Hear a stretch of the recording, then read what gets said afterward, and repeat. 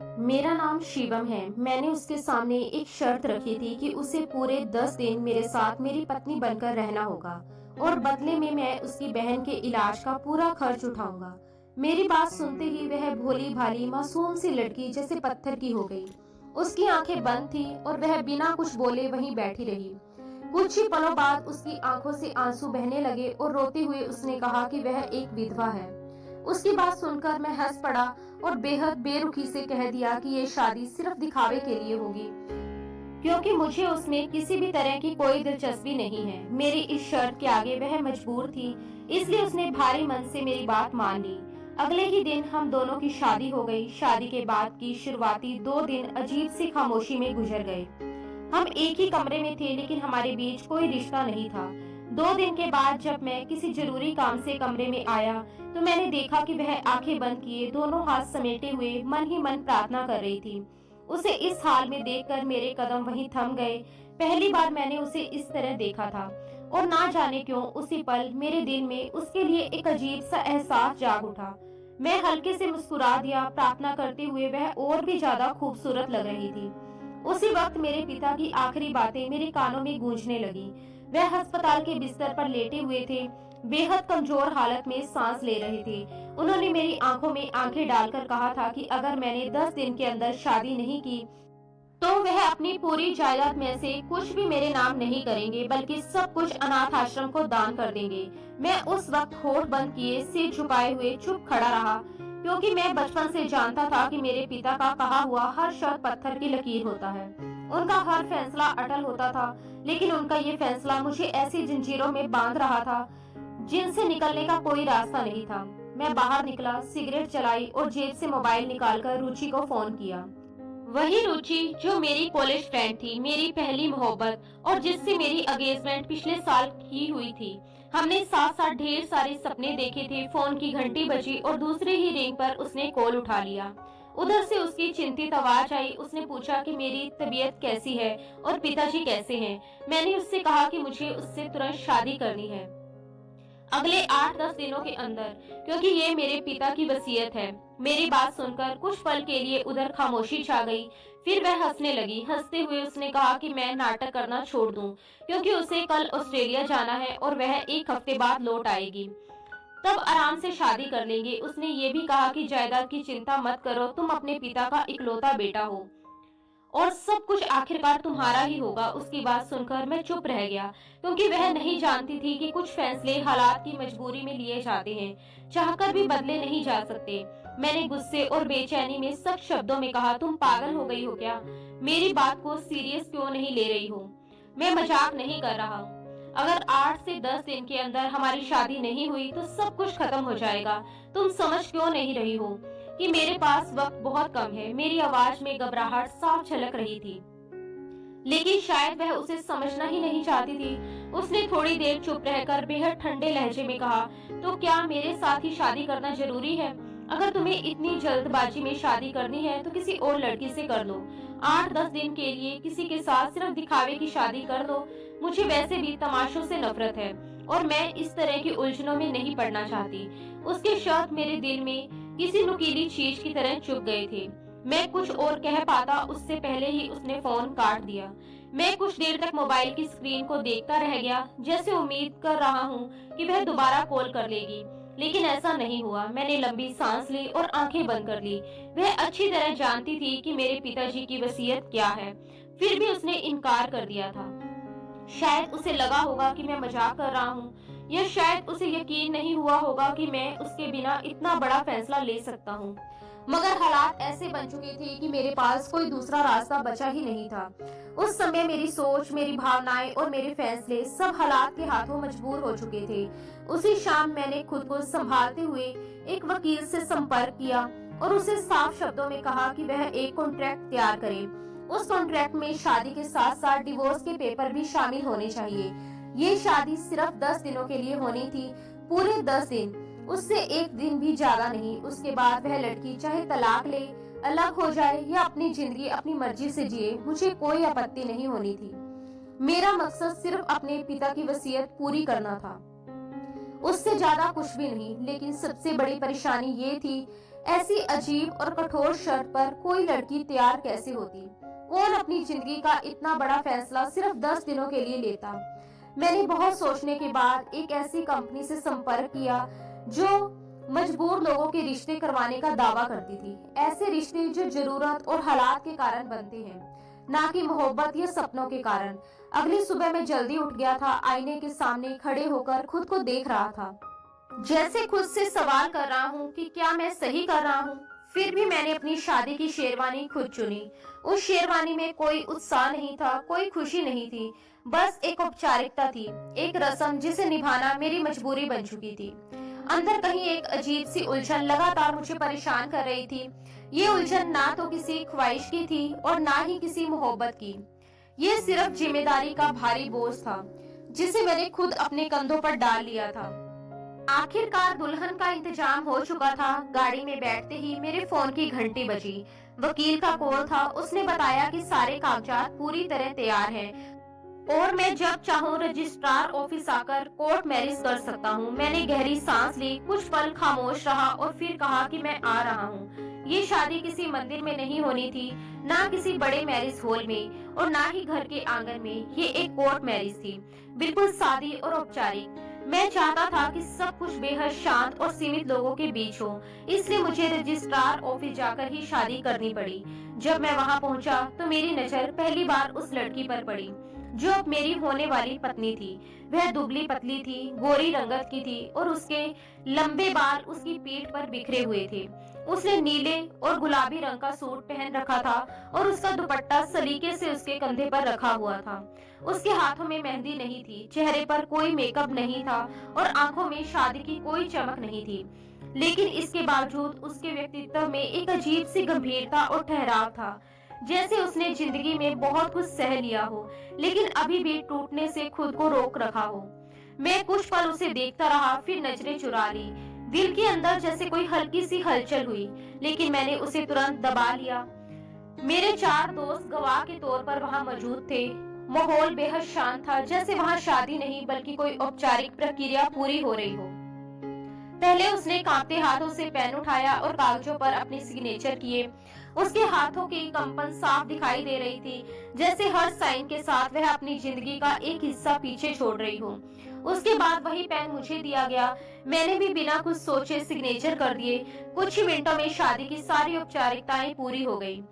मैंने सारे कागजात अपने पास संभाल कर रख लिए। सब कुछ इतनी खामोशी से हुआ कि ऐसा लग रहा था जैसे हमारे बीच कोई रिश्ता शुरू नहीं हुआ बल्कि कोई रिश्ता खत्म हो गया हो। शादी के तुरंत बाद मैं बाहर आया और अस्पताल में फोन मिलाया। डिम्पल की बहन का इलाज शुरू करवाना मेरे वादे का हिस्सा था और मैं अपने वादे से पीछे हटने वालों में से नहीं था। मैंने डॉक्टर से बात करते हुए कहा, लड़की का नाम राधा है, उसकी फाइल तैयार रखिए, आज ही उसे आपके अस्पताल में एडमिट करवा रहा हूँ। डॉक्टर ने भरोसा दिलाया कि इलाज तुरंत शुरू कर दिया जाएगा। फोन रखने के बाद मैंने एक पल के लिए आंखें बंद की और खुद को संभाला। उधर डिम्पल को नौकरानी मेरे घर के गेस्ट रूम तक ले गई। मैं उसे अकेले में ही रखना चाहता था, इसलिए जानबूझकर उसे घर के अलग हिस्से में ठहराया गया था। आखिर ये शादी, जैसा मैंने पहले ही कहा था, सिर्फ दिखावे की शादी थी। दोपहर के समय डिम्पल ने खाना नहीं खाया था। नौकरानी घबराई हुई मेरे पास आई और बोली कि मालिक, वह लड़की कुछ भी खाने को तैयार नहीं है, बस अपने कमरे में बैठी पूजा पाठ कर रही है।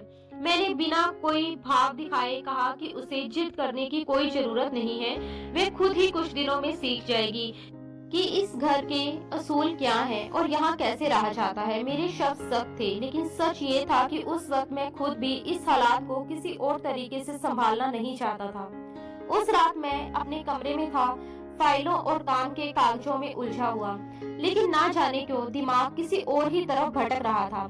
अचानक मुझे एहसास हुआ कि मुझे डिम्पल के माता पिता के बारे में कुछ भी पता नहीं था। उसने कभी उनका जिक्र नहीं किया था, ना माँ ना पिता।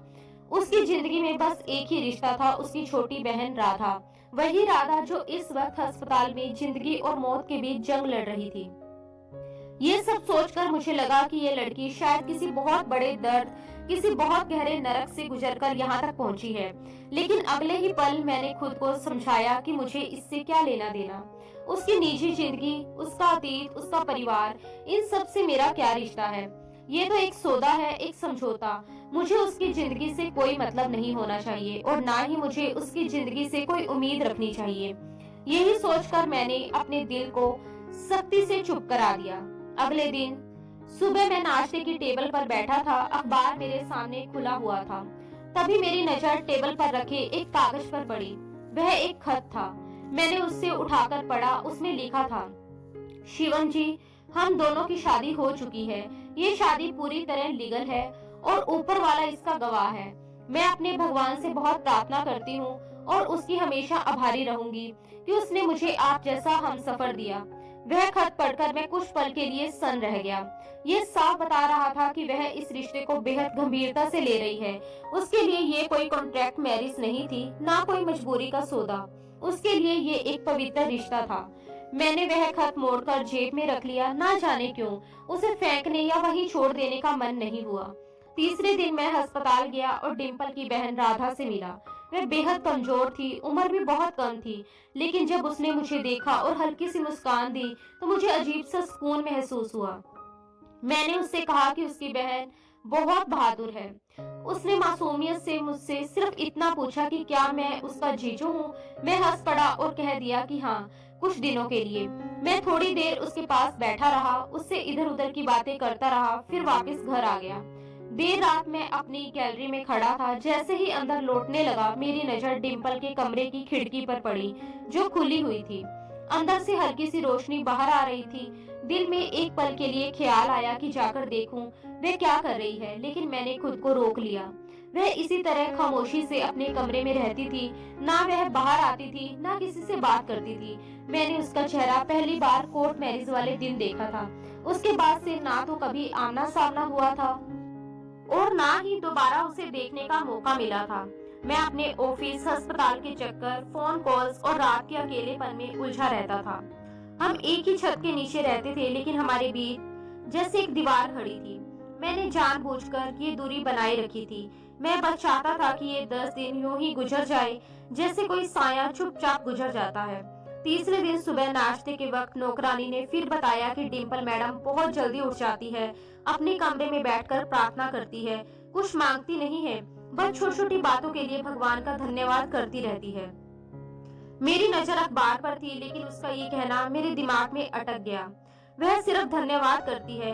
जिस लड़की ने अपनी बहन के इलाज के लिए अपनी पूरी जिंदगी का सौदा कर लिया हो, जिसे मैंने अपने मकसद के लिए इस्तेमाल किया हो, वह लड़की भगवान की भी आभारी है।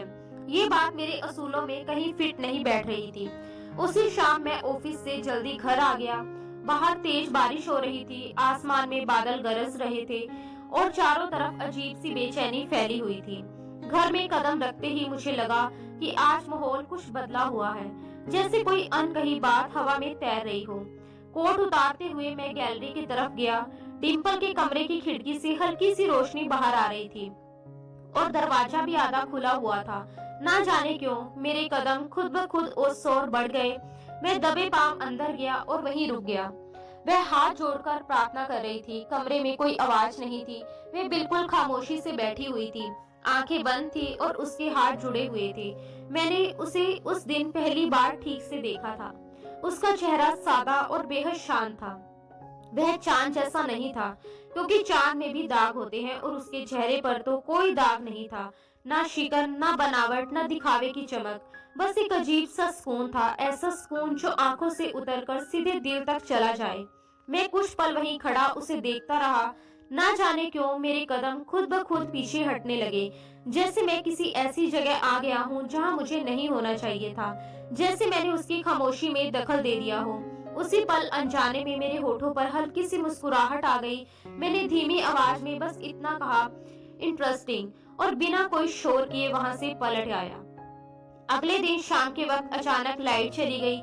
पूरे घर में अफरा तफरी मच गई। नौकर इधर उधर भागने लगे। पता चला कि जनरेटर में कोई खराबी आ गई है। मैंने खुद फ्लैशलाइट उठाई और सिस्टम चेक करने चला गया। काफी देर बाद जब मैं वापस लौट रहा था तो उसके कमरे के सामने से गुजरा तो देखा कि अंदर पूरी तरह अंधेरा था। बस खिड़की से आती चांदनी कमरे में फैल रही थी और फर्श पर हल्की रोशनी बिखेर रही थी। ना जाने क्यों मेरे कदम वहीं रुक गए। मैंने हल्के से दरवाजा खटखटाया। अंदर से उसकी धीमी आवाज आई, जी कौन? मैंने कहा लाइट चली गई है, सब ठीक है ना? अगर किसी चीज की जरूरत हो तो बता देना। उसने बिना किसी घबराहट के जवाब दिया, नहीं सब ठीक है, आपका शुक्रिया। रोशनी हमेशा अंधेरे में अपना रास्ता ढूंढ ही लेती है। उसका ये जवाब मुझे कुछ लम्हों के लिए वहीं रोक गया। मैंने दरवाजा नहीं खोला, बस खामोशी से पलट आया। रास्ते भर यही सोचता रहा कि ये कैसी लड़की है जो दुख में भी शिकायत नहीं करती, अंधेरे में भी उम्मीद की बात करती है और खामोशी में ऐसे शब्द कह जाती है जो भीतर तक गूंजने लगते हैं। मैंने देर रात अपनी डायरी खोली और बिना कुछ सोचे सिर्फ एक लाइन लिख दी। ये लड़की चुप रहती है मगर हर लम्हा कुछ न कुछ कह जाती है। मैं जानता था कि उसका चेहरा अब मेरे दिमाग में उतर चुका है। रात को नौकरानी ने आकर बताया कि डिम्पल मैडम खाने में सिर्फ चावल और दही ही मांगती है, उसके अलावा कुछ नहीं। मैंने सिर हिलाकर कहा, जो वह मांगे बिना कोई सवाल किए दे दिया करो। अगले दिन सुबह मेरे कमरे के दरवाजे पर एक ट्रे रखी हुई थी। उसमें चाय का एक कप, एक छोटी सी कटोरी में ड्राई फ्रूट्स और साथ में एक लिफाफा था। लिफाफे के अंदर एक खत था जिसमें लिखा था, आप मेरा बहुत ख्याल रखते हैं, जैसे मैं आपके लिए कोई मेहमान हूँ, लेकिन मैं आपकी पत्नी भी हूँ। मेरा भी फर्ज बनता है कि मैं आपका ध्यान रखूं। उस खत को पढ़ते ही मुझे एहसास हो गया कि वह दीवार जिसे मैंने जानबूझकर अपने और उसके बीच खड़ा किया था अब धीरे धीरे कमजोर पड़ने लगी है। फिर पूरा दिन ऐसे ही गुजर गया। रात काफी हो चुकी थी। मैं अपने कमरे में बैठा फाइलों में उलझा हुआ था, लेकिन दिमाग में बस वही घूम रहा था, वह चाय, वह खत और वह चेहरा। सब कुछ जैसे मेरे दिमाग की दीवारों पर चिपक गया हो। मोबाइल देखा तो रात के 2:30 बज चुके थे। अचानक एक अजीब सी बेचैनी होने लगी, जैसे इस घर की हवा में मेरा दम घुट रहा हो। मैं उठकर गैलरी में आ गया। रोशनी हल्की थी। पानी पीने के लिए किचन की तरफ बढ़ा ही था कि अचानक एक धीमी मगर भीतर तक उतर जाने वाली सिसकी सुनाई दी। मैं चौंक गया। आवाज उसी कमरे की तरफ से आ रही थी। मैं धीरे धीरे कदम बढ़ाता हुआ वहां पहुंचा। दरवाजा पूरी तरह बंद नहीं था, बस थोड़ा सा खुला हुआ था। मैंने अंदर झांक कर देखा। वह जमीन पर बैठी हुई थी, अपने दोनों घुटनों को सीने से लगाए और खामोशी से रो रही थी। उसका सिर झुका हुआ था, चेहरा दुपट्टे की आड़ में आधा ढका हुआ था, जैसे वह अपनी टूटन को दुनिया से छुपाना चाहती हो। मैं कुछ पल दरवाजे पर खड़ा रहा, ये समझने की कोशिश करता हुआ कि अंदर जाऊं या वहीं से लौट जाऊं। दिल और दिमाग के बीच एक अजीब सी खींचतान चल रही थी। आखिर हिचकिचाते हुए मैं अंदर चला गया। बिना कुछ कहे किचन से लाया हुआ पानी का गिलास टेबल पर रख दिया। गिलास रखने की हल्की सी आवाज से वह चौंक गई। उसने धीरे से सिर उठाया और मेरी तरफ देखा। उसकी आंखें लाल थी, लेकिन उसमें कोई सवाल नहीं था, बस थकान और खामोशी थी। मैंने बहुत धीमी आवाज में कहा, पानी पी लो। उसने नजरें चुरा ली। उसके हाथ कांप रहे थे। उसने गिलास उठाने की कोशिश की, लेकिन उंगलियों में इतनी ताकत नहीं थी कि उसे थाम सके। मैं आगे बढ़ा और गिलास अपने हाथ में ले लिया। जैसे ही मैंने गिलास उसकी तरफ बढ़ाया, उसी लम्हे उसके हाथ मेरे हाथ से टकरा गए। उसके हाथ ठंडे थे, ऐसे जैसे उसमें कोई गर्मी नहीं, बस मिट्टी सी ठंडक हो। मैंने फौरन अपना हाथ पीछे खींच लिया। उसकी छुअन मेरे अंदर कहीं गहराई तक उतर गई थी। अगले ही पल मैंने खुद को झटका दिया, गिलास छोड़ते हुए पीछे हटा और खुद से कहा कि ये सिर्फ एक सौदा है शिवम, भूल मत जाना। यही सोच मैंने दिल में दोहराई। मैं मुड़ने ही वाला था कि उसकी धीमी टूटी हुई आवाज सुनाई दी। कभी कभी इंसान सिर्फ चुप रहना चाहता है क्योंकि शब्द कम पड़ जाते हैं। मैं वहीं रुक गया। उसकी आवाज में कोई शिकायत नहीं थी, ना कोई इल्जाम, बस थकान थी। मैंने पीछे पलट कर देखा तो वह अपनी आंखों से आंसू पोंछ रही थी, जैसे ये दिखाना नहीं चाहती हो कि वह कमजोर है। मैंने बस इतना कहा, अगर कुछ चाहिए हो तो बता देना, और बिना कुछ और बोले कमरे से बाहर निकल आया।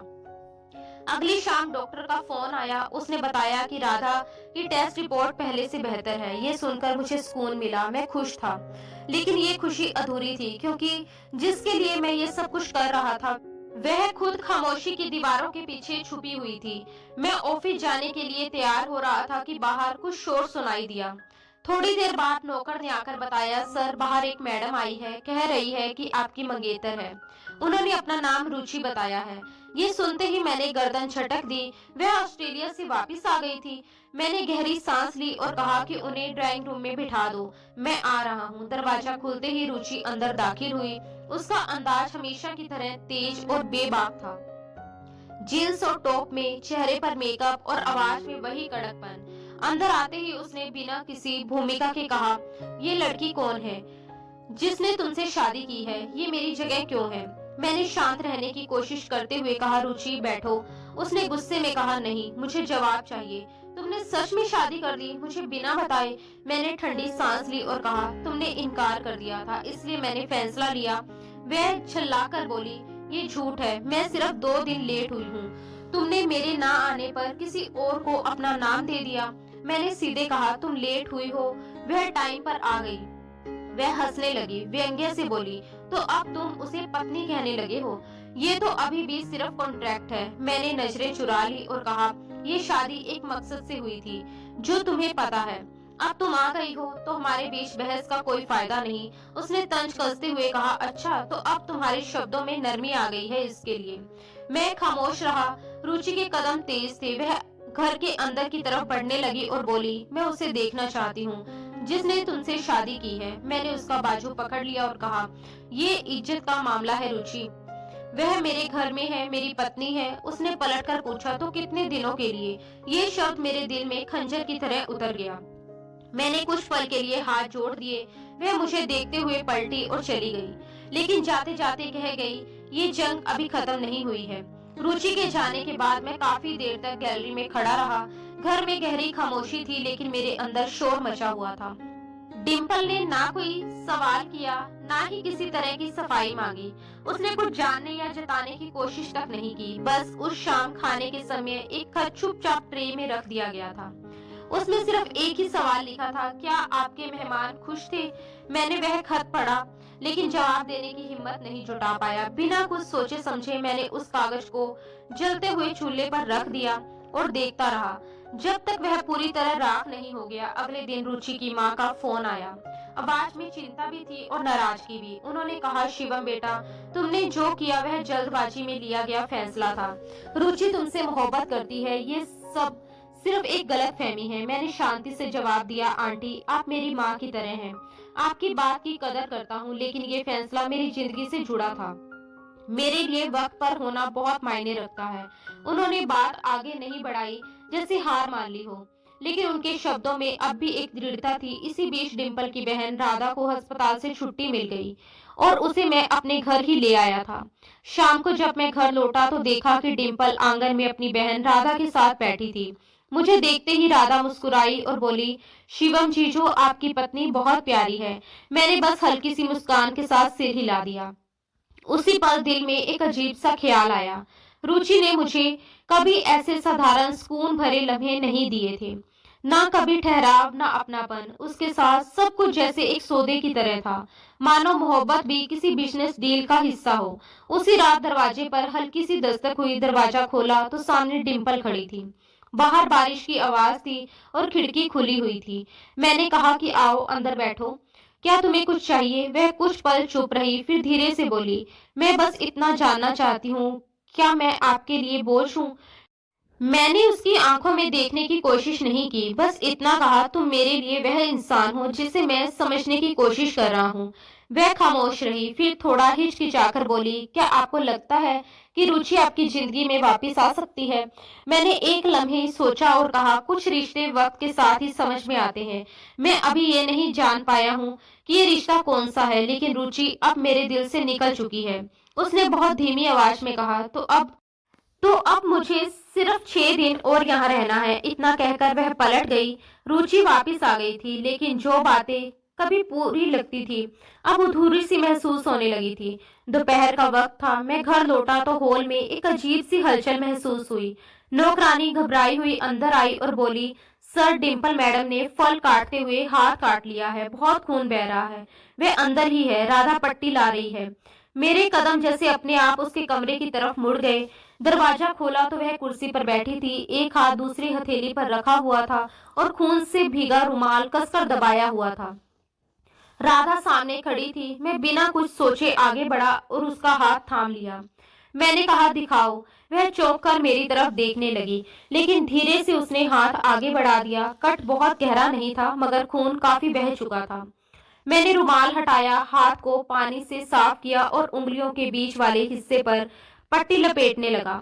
उसके हाथ कांप रहे थे। मैं झुका हुआ था, खामोशी में डूबा हुआ। जैसे उस पल शब्दों की कोई जरूरत ही ना हो। पट्टी बांधते हुए एक पल के लिए मैंने उसकी आंखों में देखा, वही आंखें जिन्हें वह हमेशा नीचे झुकाकर रखती थी। उस नजर में एक ठहराव था और वह ठहराव सीधा मेरी तरफ था। मैंने धीमी आवाज में पूछा, क्या हुआ था?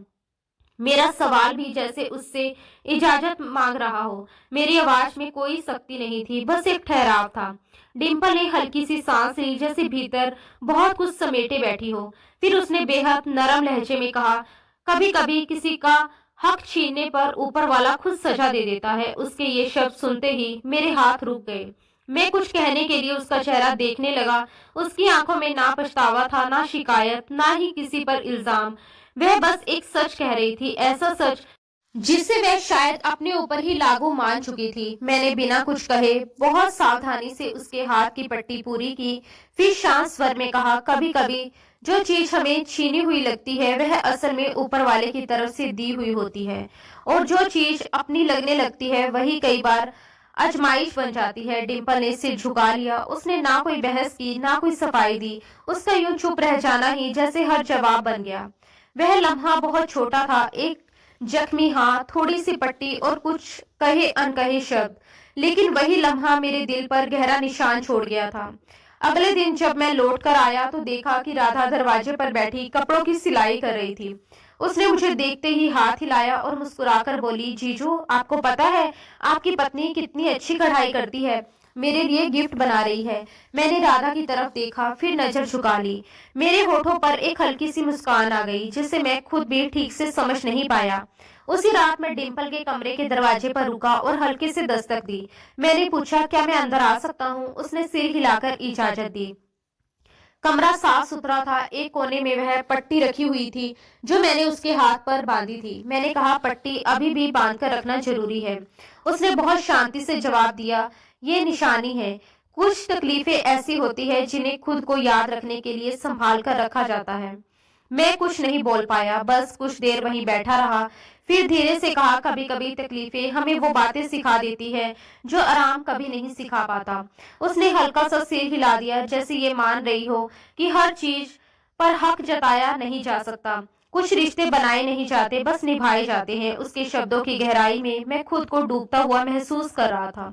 एक वक्त था जब मैंने सोचा था कि ये शादी सिर्फ एक कॉन्ट्रैक्ट है, लेकिन अब ये रिश्ता मेरे अंदर सांस लेने लगा था। डिम्पल मेरे सामने बैठी थी, सिंपल चेहरा, भरा हुआ दिल, हाथ पर बंधी पट्टी। वह पट्टी उसके हाथ पर थी, लेकिन उसका असर मेरी सांसों में उतर चुका था। अपने कमरे में लौटकर मैंने डायरी खोली और बिना ज्यादा सोचे लिख दिया। जख्म दो तरह के होते हैं, एक शरीर पर, दूसरा आत्मा पर। वह दोनों दे गई थी और दोनों पर मरहम भी वही रख रही थी। फिर मैंने मोबाइल उठाया, वकील का नंबर देखा, लेकिन फोन नहीं किया। 10 दिन पूरे होने में अब ज्यादा वक्त नहीं बचा था, मगर दिल कह रहा था कि शायद ये रिश्ता खत्म होने के लिए ही नहीं बना। डिम्पल के जख्म मेरे दिल पर गहरे निशान छोड़ चुके थे। उस दिन दोपहर कुछ ज्यादा ही खामोशी थी। बाहर हल्की सी धूप थी। मैं ऑफिस से जल्दी वापस आ गया था। टेबल पर चाय नहीं थी, जो रोज की तरह होती थी। मैंने दरवाजा खोला और बिना किसी जल्दबाजी के गैलरी की तरफ बढ़ गया। आंगन में डिम्पल बैठी हुई थी। उसके हाथ में एक ट्रे थी जिसमें चाय के 2 कप और कुछ बिस्किट सलीके से रखे हुए थे। उसने बहुत साधारण सी साड़ी पहन रखी थी, लेकिन उसी सादगी में वह कुछ अलग ही लग रही थी। ना कोई बनावट, ना कोई दिखावा। वह वहीं रुक गया, बस उसे चलते हुए देखता रहा। उसके कदम धीमे थे, जैसे वह किसी जल्दबाजी में नहीं थी। उसकी नजरें हमेशा की तरह नीची थी, मगर उसके चेहरे पर एक अजीब सी सोच ठहरी हुई थी, जैसे मन में बहुत कुछ चल रहा हो और शब्द रास्ता ढूंढ रहे हों। जब वह मेरे पास पहुंची तो मेरे मुंह से अपने आप निकल गया, तुम्हारी आंखें बहुत कुछ कहती हैं, लेकिन तुम्हारे होठ हमेशा खामोश क्यों रहते हैं? उसने हल्के से पलके झपकाई, ट्रे से चाय का कप उठाकर मेरे हाथ में दिया और बहुत धीमी आवाज में सिर्फ इतना कहा, काश ये सब हकीकत होती। उसके ये शब्द जैसे पूरे आंगन में ठहर गए। चाय की खुशबू, हवा की हलचल, मेरी सांसें, सब कुछ एक पल के लिए रुक सा गया। मैंने कप थामा और अनजाने में एक कदम पीछे हट गया। अगर ये हकीकत नहीं थी तो झूठ भी नहीं लग रही। मैंने कुछ कहना चाहा, मगर शब्द पूरे नहीं हुए। उसने सिर झुका लिया, जैसे बात सुन ली हो लेकिन जवाब देना जरूरी ना समझा हो। हम दोनों सोफे पर आकर बैठ गए। मैंने चाय का पहला गरम मगर सुकून देने वाला घुट लिया। मैंने सहज ही पूछा, राधा का इलाज कैसा चल रहा है? उसने हल्के स्वर में कहा, अब काफी बेहतर है, बस एक आखिरी टेस्ट बाकी है। मैंने कहा कि ठीक है, मैं खुद उसे लेकर जाऊंगा। ये सुनकर उसकी आंखों में हल्की सी चमक आई। वह बोली, राधा आजकल बहुत हंसने लगी है। शायद उसे लगने लगा है कि उसकी जिंदगी थोड़ी सी वापस आ रही है। उसकी आवाज में शुक्र भी था, हैरानी भी और कहीं ना कहीं डर भी, जैसे वह इस खुशी को खुलकर अपनाने से डर रही हो। मैंने उसकी तरफ देखा और पूछा, और तुम्हें तुम्हें लगता है कि तुम्हारी जिंदगी भी लौट रही है? वह एक पल के लिए ठिठकी, कुछ कहना चाहा, फिर खुद को रोक लिया। थोड़ी देर बाद बोली, मेरी जिंदगी मांगी ही कब थी, मैं तो बस मोहल्लत पर जी रही हूँ। उसके ये शब्द सीधे मेरे दिल में उतर गए। मैंने चाय का कप टेबल पर रखा और कहा, डिम्पल, क्या तुम सच में मोहल्लत पर मिली हो, या मैंने ही तुम्हें अपने वक्त की जिद में खरीद लिया था? पहली बार वह चौंकी और सीधा मेरी तरफ देखा। हमारी नजरें टकराई। उसकी आंखें साफ थी, मगर भीतर कहीं कुछ डरा हुआ सा था। उसने धीरे से कहा, शायद दोनों बातें सच हैं। मैंने कहा, तुम्हें वक्त की मजबूरी थी और मुझे एक वादा पूरा करना था। हम दोनों ने वो कर दिया, जिसका इरादा ना तुम्हारा था ना मेरा। फिर मैंने पूछा, तो फिर ये चाय, ये एहसास, ये सब क्या है? उसने बहुत नरमी से जवाब दिया, ये सब वो है जो हकीकत नहीं है, लेकिन दिल हकीकत मान बैठा है। उसके शब्द ऐसे थे जैसे वह खुद भी उनसे बचना चाह रही हो। बीच में खामोशी आ गई। कुछ ऐसे लम्हे गुजरे जब हम दोनों ने कुछ नहीं कहा, लेकिन सब कुछ बोल रहा था। फिर वह उठी, खाली ट्रे समेटी और दरवाजे की तरफ बढ़ गई। मैंने धीमी आवाज में कहा, डिम्पल। वह नहीं रुकी, ना पीछे मुड़ी। मैंने फिर कहा, अगर मैं कहूँ कि ये सब हकीकत बन सकता है? इस बार वह रुक गई, जैसे उसकी सांसें थम गई हो। फिर बहुत धीरे से बोली, हकीकत वो होती है जो सबके सामने हो। हमारा रिश्ता सिर्फ 10 दिन का है और अब सिर्फ 2 दिन बाकी है। मैं कुछ नहीं बोला, बस उस दरवाजे को देखता रहा जहां से वह ओझल हो गई थी। रात को मैंने राधा से बात की। वह बहुत खुश थी। उसने बताया, आज डिम्पल दीदी बहुत मुस्कुरा रही थी, कह रही थी कि कुछ प्रार्थनाएं वक्त पर सुन ली जाती हैं। मैंने पूछा, और तुमने क्या कहा? वह हंसकर बोली, मैंने दीदी से कहा, कभी कभी इंसान खुद प्रार्थना बनकर आता है और आप उनकी प्रार्थना बन गए हो। मैंने उसके सर पर हाथ रखा। दिल से एक सवाल उठता रहा, क्या मैं सच में किसी की प्रार्थना बन सकता हूँ, या अब भी वही इंसान हूँ जो हर चीज को कागजों और शर्तों में तोलता है? रात को अपने कमरे में बैठकर मैंने वह फाइल, शादी के कॉन्ट्रैक्ट वाले पेपर फिर से निकाली। सिर्फ 2 दिन बाकी थे, वही 2 दिन जिनके बाद मैं आजाद था और डिम्पल भी। मगर अजीब बात यह थी कि दिल उस आजादी से डरने लगा था। उस दिन मौसम कुछ अजीब सा था। बाहर हवा चल रही थी, पेड़ों की टहनियां आपस में टकराकर सरसराहट पैदा कर रही थी, लेकिन कमरे के अंदर अजीब सी घुटन भरी गर्मी थी। मैं अपने स्टडी रूम में बैठा हुआ था। सामने मेज पर फाइल खुली पड़ी थी। कागजों पर नजर टिकाने की पूरी कोशिश कर रहा था, मगर आंखें बार बार दरवाजे की तरफ उठ जाती थी। डिम्पल पूरे दिन कहीं दिखाई नहीं दी थी, न दोपहर में, न शाम को, न ही रात में खाने पर। ये बात मुझे खटक रही थी।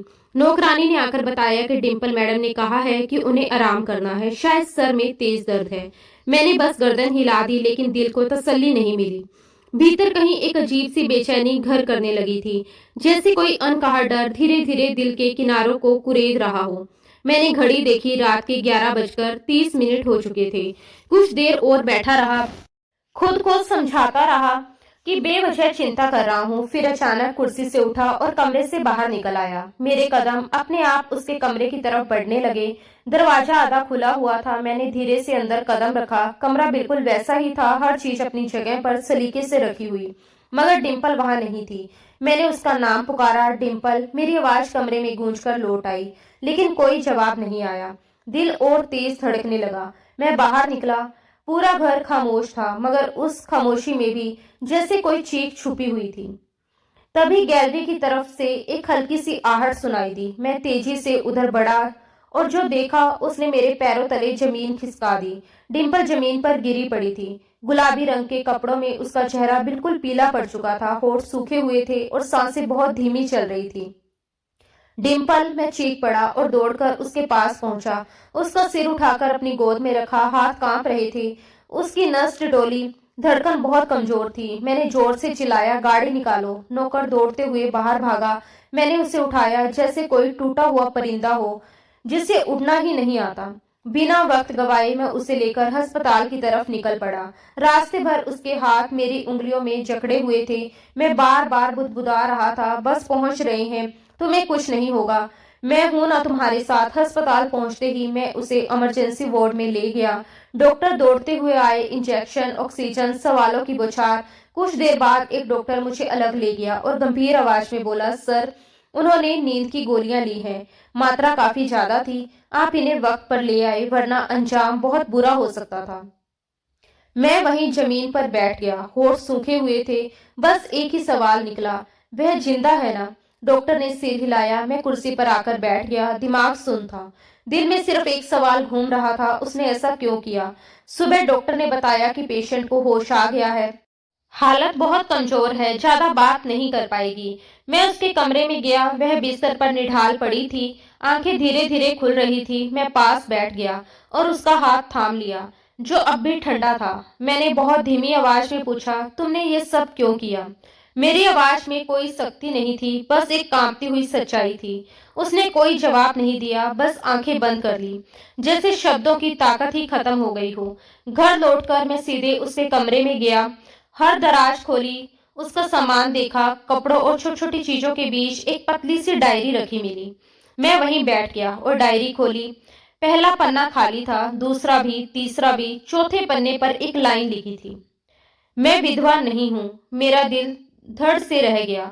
अगली लाइन में लिखा था, मैं तलाकशुदा हूँ। मेरे हाथ रुक गए, दिल जोर जोर से धड़कने लगा। अगले पन्ने पर शब्द बिखरे हुए थे, जैसे किसी ने रोते हुए लिखे हों। उसने मुझसे मोहब्बत नहीं की, बस मुझे इस्तेमाल किया। मेरा शरीर, मेरी इज्जत, मेरा सुकून, सब उसके खेल का हिस्सा था। और मैं हर बार चुप रहती गई। शादी सब कुछ करवा लेती है। एक दिन उसने कहा कि तुम मेरे काबिल नहीं हो और मुझे तलाक दे दो। जैसे मैं कोई इंसान नहीं, कोई चीज हूँ जिसे इस्तेमाल करके फेंक दिया जाता है। मैंने जीना छोड़ दिया था। सिर्फ अपनी बहन का चेहरा देखकर रोज पढ़ने से रुक जाती थी। डायरी के आखिरी पन्नों पर लिखे शब्द जैसे मेरे सीने में उतरते चले गए थे।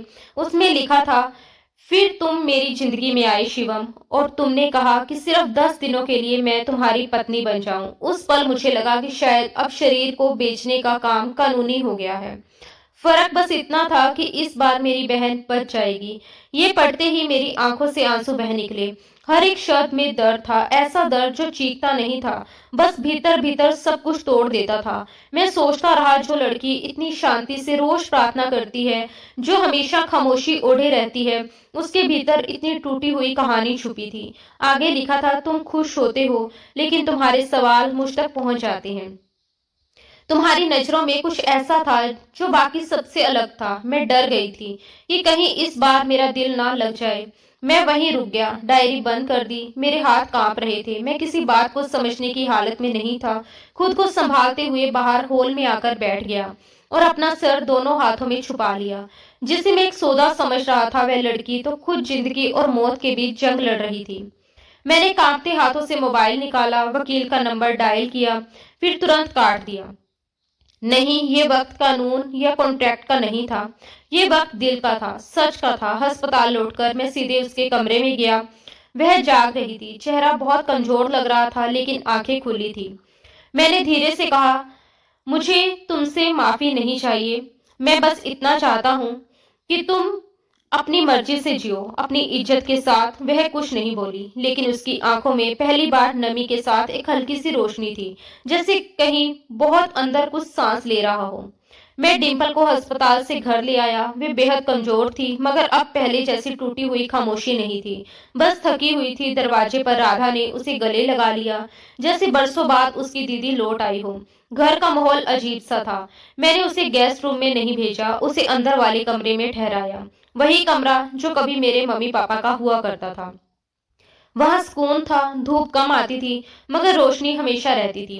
शाम को मैं स्टडी रूम में बैठा फाइलें देख रहा था कि बाहर गाड़ी रुकने की आवाज आई। नौकरानी ने आकर बताया कि सर, रुचि मैडम आई है। मैंने सिर उठाया, मुझे पता था कि वह क्यों आई है। दरवाजा खुला, रुचि का चेहरा गुस्से और घमंड से भरा हुआ था। उसने तीखे लहजे में कहा, शिवम, अब हद हो गई है। मैं तुम्हारी खामोशी और तुम्हारे फैसलों से तंग आ चुकी हूँ। वह सीधे मेरे सामने आकर खड़ी हो गई। मैंने शांत आवाज में कहा, बैठो, मुझे तुमसे बात करनी है। उसने झट से कहा, मैं बात करने नहीं आई हूँ। अब मुझे समझ आ गया है कि वह लड़की यहाँ अब तक क्यों है। वह तुम्हारी पत्नी कैसे हो सकती है? वह एक तलाकशुदा जख्मी लड़की है। मैं कुर्सी से उठ खड़ा हुआ। मेरी आवाज अब भी शांत थी, लेकिन शब्द भारी थे। मैंने कहा कि जिस लड़की को तुम तलाकशुदा कह रही हो, वही लड़की मेरे पिता की आखिरी वसीयत पूरी करने वाली थी। तुमने वक्त पर मेरा साथ नहीं निभाया और उसे लड़की ने वक्त पर मेरा साथ दिया। उसने सिर्फ एक शर्त पर हाँ कह दी। रुचि ने कटाक्ष किया। शर्त? कैसी शादी थी ये? ना मोहब्बत ना रिश्ता, बस एक कॉन्ट्रैक्ट। उस पल मैं चीख पड़ा। शायद पहली बार मेरी आवाज इतनी ऊंची हुई थी। मैंने कहा कि हाँ, ये शादी एक कॉन्ट्रैक्ट थी, लेकिन उसने वो कर दिखाया जो तुम कभी नहीं कर सकती। उसने मुझे बदल दिया। उसने मुझे वह सच दिखाया जिससे मैं हमेशा भागता रहा था। रुचि की आंखों में आंसू भर आए थे। एक पल के लिए लगा जैसे वह कुछ कहना चाहती है, खुद को रोकना चाहती है, लेकिन फिर उसने अपने अंदर उभरती कमजोरी को दबा लिया। भारी आवाज में बोली, शिवम, वह लड़की तुम्हारी मोहब्बत कैसे बन गई? तुम तो हमेशा कहते थे कि ये रिश्ता बस वक्त गुजारने के लिए है, एक मजबूरी है, एक समझौता है। मैंने उसकी तरफ देखा, फिर दरवाजे की ओर इशारा किया और ठहरे हुए शब्दों में कहा, वो वक्त अब मेरी हकीकत बन गया है और तुम्हारा रिश्ता बस दिखावा था। रुचि एक कदम पीछे हट गई। शायद उसे इस जवाब की उम्मीद नहीं थी। उसकी आवाज में अब हैरानी और डर दोनों थे। उसने पूछा, तो फिर तुम उसे एक्सेप्ट करने वाले हो? मैंने सिर हिलाकर मना किया और कहा कि नहीं, मैंने उसे एक्सेप्ट नहीं किया। वह खुद मेरे वजूद का हिस्सा बन गई है। ये सुनते ही उसके चेहरे पर जलन साफ झलकने लगी। उसने कंधे उचका दिए, जैसे खुद को मजबूत दिखाना चाहती हो। तीखे लहजे में बोली, तुम मेरे साथ ऐसा नहीं कर सकते शिवम। मैंने शांत लेकिन साफ आवाज में कहा, मैंने तुम्हारे साथ वही किया जो तुम्हारे बिहेवियर ने मुझे सिखाया। तुमने मेरी मजबूरी को तमाशा समझा और उसने उसी मजबूरी में जान डाल दी। रुचि झुंझला गई, बोली, मैं तुम्हारे पिता की पसंद थी। मैंने बिना हिचक जवाब दिया, नहीं, तुम मेरे पिता की शर्त से भागी थी और वह उसी शर्त का हिस्सा बनी। पलटते हुए उसने आखिरी तीर चलाया। उस लड़की की सच्चाई तुम्हें ले डूबेगी शिवम। मैंने सख्त शब्दों में कहा, मुझे उसकी सच्चाई में डूबना मंजूर है, लेकिन तुम्हारे झूठ में जीना नहीं। रुचि चली गई। उसके कदमों की आवाज धीरे धीरे दूर होती चली गई, मगर मैं वहीं खड़ा रहा। दरवाजा बंद करने की हिम्मत नहीं हुई, जैसे किसी रिश्ते का आखिरी सिरा अभी भी हवा में लटक रहा हो। कई लम्हों बाद मैंने गहरी सांस ली और खुद से कहा, जिससे शादी की उससे मोहब्बत हो गई। उस रात मैंने अपने कमरे की लाइट बंद कर दी।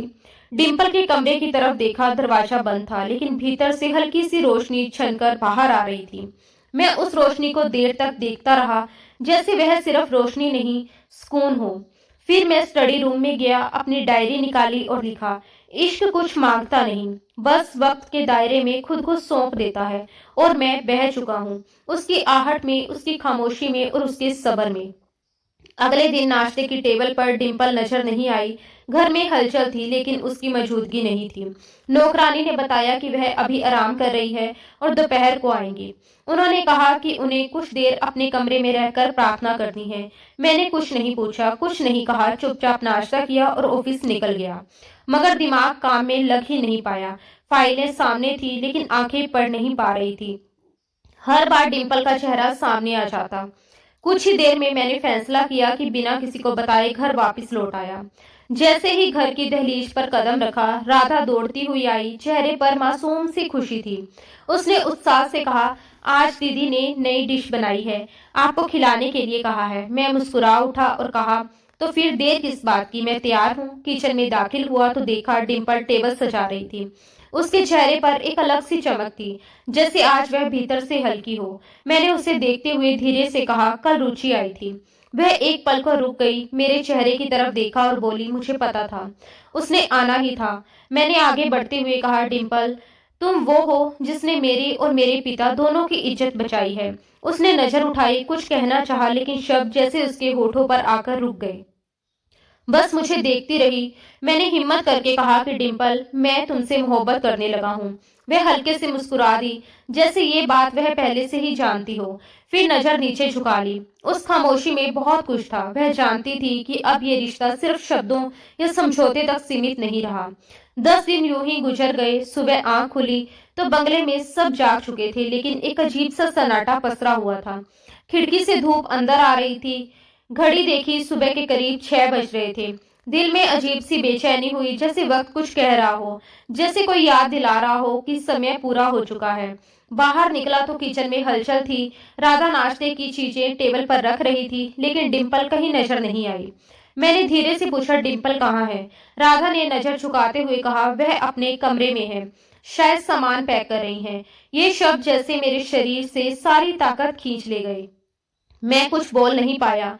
खामोशी ही मेरा जवाब बन गई। ऐसा लगा जैसे हर शब्द गले में अटक रहा हो। दोपहर के करीब मैं उसके कमरे की तरफ गया। दरवाजा खुला हुआ था। अंदर कदम रखा तो देखा डिम्पल जमीन पर बैठी थी। सामने सूटकेस खुला था। कुछ कपड़े रखे जा चुके थे, कुछ वह धीरे धीरे फोल्ड कर रही थी। उसकी हर हरकत में ठहराव था, जैसे उसने ये फैसला बहुत पहले ही कर लिया हो। मैं दरवाजे पर ही रुक गया। कुछ देर वहीं खड़ा रहा। उसने मेरी तरफ देखा नहीं, या शायद जानबूझकर नजर नहीं मिलाई। थोड़ी देर बाद उसने शांत आवाज में कहा, मैं जा रही हूँ। जैसा वादा था, 10 दिन पूरे हो गए हैं। अब मेरा यहाँ कोई हक नहीं रहा। मैं अंदर बढ़ा और कहा, मैंने तुम्हें जाने के लिए नहीं बुलाया। वह कपड़े समेटते हुए बोली, लेकिन आपने रोका भी नहीं। मैं चुप हो गया। फिर उसने कहा, शादी का समय पूरा हो चुका है, वादा भी पूरा हो गया, मेरा रिश्ता खत्म हुआ। अब मैं फिर वही हूँ जो पहले थी, तलाकशुदा, खामोश और मजबूर। मैंने तुरंत कहा, तुम वो नहीं हो। तुम वो हो जिसने मुझे आईना दिखाया, जो मेरी दुनिया में आई और सब कुछ बदल दिया। वह हल्के से मुस्कुराई। फिर पहली बार उसने सवाल किया, तो फिर आपको ये बात 10वें दिन ही क्यों याद आई? 9वें दिन या 8वें दिन क्यों नहीं? आपने मुझे क्यों नहीं कहा कि मुझे रुक जाना चाहिए? मैं खामोश रह गया। कुछ लम्हे गुजर गए। फिर मैंने धीमी आवाज में कहा, वादा दिल से किया जाता है। ये शब्द हवा में जैसे ठहर गए। वह उठ खड़ी हुई, सूटकेस बंद किया और खिड़की की तरफ बढ़ गई। बाहर से हल्की हवा आ रही थी, पर्दा उड़ रहा था। उसने बिना पलटे कहा, शिवम, दिल से किए गए वादे हमेशा वक्त से पहले टूट जाते हैं, और वक्त के वादे कभी दिल के काबिल नहीं होते। मैंने कदम आगे बढ़ाए और उसके बिल्कुल पीछे जाकर खड़ा हो गया। मैंने भारी आवाज में कहा, डिम्पल, तुमने एक सौदा पूरा किया और मैंने एक वसीयत निभाई, लेकिन जो हमने महसूस किया वो क्या था? क्या वह झूठ था? वह कुछ पल खामोश रही, फिर बिना मेरी तरफ देखे बोली, कुछ भी महसूस करना जुर्म नहीं होता शिवम, बोलना हर इंसान का हक होता है। आपने कभी नहीं कहा कि मैं आपके लिए कुछ मायने रखती हूँ, और मैंने भी कभी नहीं कहा कि मैं रुकना चाहती हूँ। उसके शब्द सधे हुए थे, मगर हर शब्द के पीछे दर्द था। मैंने पहली बार उससे सवाल किया, तुम रुकना चाहती हो ना? वह मेरी तरफ पलटी। उसकी आंखों में आंसू थे, होठ कांप रहे थे। वह बोली, हाँ, लेकिन मैं खुद से यह नहीं कह सकती, क्योंकि मैंने वादा किया था, और जो लोग वादा निभाते हैं उनके लिए सबसे प्यारा वही वादा होता है। उसकी ये बात मेरे सीने में उतर गई। उस एक पल में मुझे लगा कि सब कुछ रोक दूं, वक्त, फासला, कस्में, हर दीवार जो हमारे बीच खड़ी थी। मगर वह चुपचाप सूटकेस उठाकर बाहर की तरफ बढ़ गई। बाहर हमारी नौकरानी निशा दरवाजे के पास खड़ी थी। निशा उससे लिपटकर रोने लगी, दीदी आप कहाँ जा रही हो? डिम्पल ने उसके सर पर हाथ रखा बड़े स्नेह से और कहा, कहीं नहीं, बस एक वादा पूरा कर रही हूँ, लेकिन तुम्हारे दिल में हमेशा रहूंगी। गाड़ी गेट पर खड़ी थी। नौकर ने सामान रख दिया। डिम्पल गाड़ी के दरवाजे के पास पहुंची। मैं भी दरवाजे तक आ गया। आखिरी बार मैंने उससे पुकारा। वह रुक गई, मगर पलट कर नहीं देखा। मैंने कहा कि अगर तुम जा रही हो तो अपनी मर्जी से जाओ, मेरे वादे को निभाने के लिए नहीं। वह कुछ देर यूं ही खड़ी रही, जैसे फैसला दोबारा तोल रही हो। फिर बिना कुछ कहे धीरे धीरे गाड़ी में बैठ गई। दरवाजा बंद हुआ, गाड़ी चल पड़ी। मैं वहीं खड़ा रहा, दरवाजे के पास, जब तक वह गाड़ी मेरी नजरों से ओझल नहीं हो गई। वह जा चुकी थी। वो 10 दिन जो कभी मुझे बोझ लगते थे, अब ऐसी कमी बन गए थे जिसे कोई भर नहीं सकता था। मैं दरवाजे के पास ही बैठ गया और खुद से कहने लगा, जिस लड़की को मैंने खरीदा हुआ समझा था, उसने मुझे मेरी कीमत का एहसास करवा दिया। शाम ढल रही थी। धूप की रोशनी धीरे धीरे फीकी पड़ रही थी। घर में मैं अकेला था, लेकिन पहली बार अपनी खामोशी में किसी की आवाज गूंजती हुई महसूस हो रही थी। उस रात मुझे नींद नहीं आई। सुबह हुई तो आंखें सूजी हुई थी, मगर दिल में एक फैसला कर लिया था। मैंने ना नाश्ता किया ना ऑफिस गया, बस गाड़ी निकाली और शहर की सड़कों पर निकल पड़ा। उन गलियों में जहां जिंदगी बिखरी हुई थी। मैं उस पुराने मोहल्ले में पहुंचा जहां वह अपनी बहन के साथ रहती थी। पड़ोसियों ने बताया कि वह वापस आई ही नहीं। मैं फिर अस्पताल गया जहां राधा का इलाज चलता था। वहां से भी यही जवाब मिला, मैडम ने इलाज का सिलसिला रोक दिया है, कहा कि अब कहीं और ले जाएंगी। मेरे दिल में अजीब सी बेचैनी फैलने लगी। मैंने उसकी तलाश की आखिरी उम्मीद थाम ली, वह मंदिर जिसका वह अक्सर जिक्र किया करती थी, जहां वह दर्शन करने जाया करती थी। मैंने सोचा शायद वह मुझे वहीं मिल जाए। शाम ढल चुकी थी जब मैं मंदिर पहुंचा। शहर से काफी दूर ये मंदिर था, फिर भी हर तरफ लोगों की आवाजाही थी। कोई मन्नत मांग रहा था, कोई शुक्रिया अदा कर रहा था। धूप लगभग जा चुकी थी और हवा में धूप बत्ती की खुशबू घुली हुई थी। तभी मेरी नजर मंदिर के एक कोने में बैठी उस लड़की पर पड़ी। मैं दूर ही खड़ा रह गया। दिल ने बिना पूछे कह दिया, वह वही है। डिम्पल हाथ जोड़े आंखें बंद किए प्रार्थना कर रही थी। उसके होठ धीरे धीरे हिल रहे थे, जैसे हर शब्द दिल से निकल रहा हो। उसे इस हाल में देखकर मेरी धड़कनें तेज हो गई। मैं कुछ पल वहीं खड़ा रहा, फिर बेहद धीमे कदमों से उसके पास गया। मैंने उसका नाम लिया, डिम्पल। वह चौंक गई, आंखें खोली और जैसे ही मेरी तरफ देखा उसकी आंखों में आंसू झलक आए। उस एक लम्हे में हमने कोई शब्द नहीं बोले, मगर आंखों ने वह सब कुछ कह दिया जो जुबान कभी नहीं कह सकती। मैंने भारी मगर सच्ची आवाज में कहा, मैं तुमसे सिर्फ शादी नहीं, पूरी जिंदगी मांगने आया हूँ। उसकी आवाज गले में अटक गई, शब्द नहीं निकले, बस आंसू बहते रहे। मैं भी वहीं जमीन पर उसके पास बैठ गया। ऊपर वाले से मन ही मन प्रार्थना की, अगर ये लड़की मेरे नसीब में है तो आज इससे मेरी जिंदगी में हमेशा के लिए शामिल कर दो। मैंने उसे खोने के लिए नहीं पाया था। जो कुछ भी कह रहा था वह पहली बार बिना किसी शर्त के हकीकत था। प्रार्थना के बाद वह खामोशी से उठी। मैंने हाथ आगे बढ़ाया, वह पीछे नहीं हटी। उसने अपने आंसू पोंछे। मैंने कहा कि मुझे पता है मैंने देर कर दी, मगर ये देर तुम्हें समझने में नहीं, अपने दिल को समझने में लगी। तुम तो पहले दिन से ही मेरी सच्चाई बन चुकी थी। वह कुछ देर चुप रही, फिर धीमी आवाज में बोली, शिवम, मैं वादा निभाने गई थी, मोहब्बत छोड़ने नहीं। मैंने तुमसे कभी कुछ नहीं मांगा, बस खुद को थोड़ा सलामत रखना चाहा।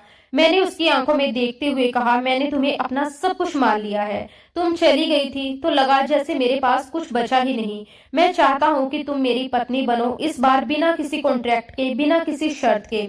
वह फिर खामोश हो गई। कुछ पल बाद बोली, क्या तुम मेरे बीते हुए समय को भी अपनाने का फैसला कर चुके हो? मैंने बिना नजरें हटाए कहा कि हाँ, मैं तुम्हारे साथ हूँ। वह सब झेलने के लिए तैयार हूँ जो तुमने अब तक अकेले झेला है।